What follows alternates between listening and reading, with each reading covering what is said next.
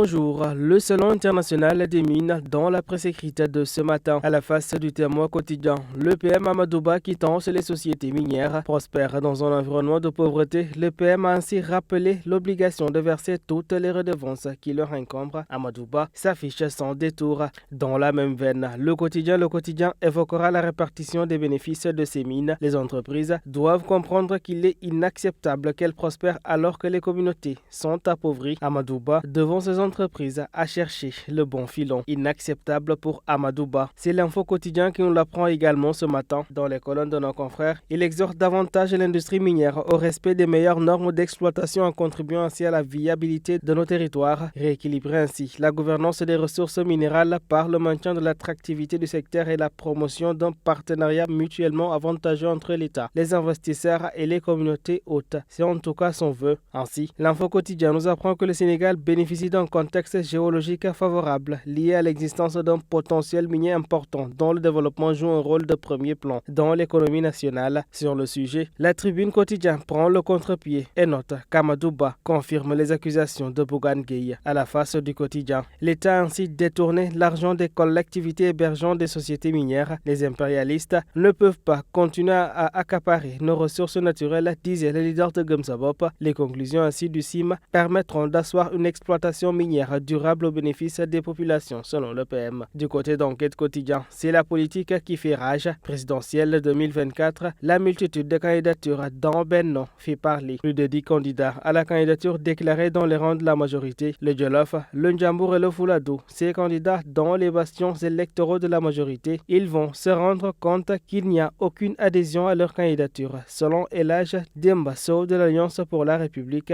y a-t-il une volonté de monter ainsi les enchères et une stratégie de repositionnement? L'on s'interroge toujours. Ce qui est sûr, c'est qu'il y a un choc des ambitieux chez Enquête quotidien. Du côté des Échos à présent, c'est la dissolution de PASTEF, le refus de remettre à son mandataire des fiches de parrainage qui fait parler. Un recours en référé, liberté signifiée à l'agent judiciaire de l'État hier. Le premier président de la Cour suprême pourrait ainsi rendre sa décision dès demain au plus tard, renseignent les Échos. Le recours en annulation de cette dissolution de PASTEF a d'ailleurs été déposé hier et Ousmane Sonko continue de multiplier les recours, t'excite la publication. À la face de Source A, le numéro 117 de la fiche de collecte de parrainage du candidat Amadou Ba au cœur de la réunion de Benno Bokk Yakaar, un chiffre qui équivaut ainsi à 1 plus 1 plus 7, c'est-à-dire 9. Et inutile de vous expliquer ainsi ces bienfaits de 9. Selon le chef de l'État Macky Sall, d'après ce qu'en sait Source A, le chiffre 117 fait ainsi allusion à Al-Mouïn, un des noms de Dieu qui rend donc puissant. Macky fait du Guissané. En bas de page, c'est la plainte du DG de Dakar Demdik après la vente de l'épave d'un bus qui revient à la une. Le procureur qui a été saisi du dossier a finalement décidé de confier l'affaire à un juge d'instruction. Ce dernier a retenu la date de ce mercredi pour les auditions et il tient également entendre la version du grand frère du directeur général et du directeur technique de la société. C'est le dossier qui s'emballe. Du côté d'Alerte quotidien, c'est l'éducation qui fait parler. SIDAC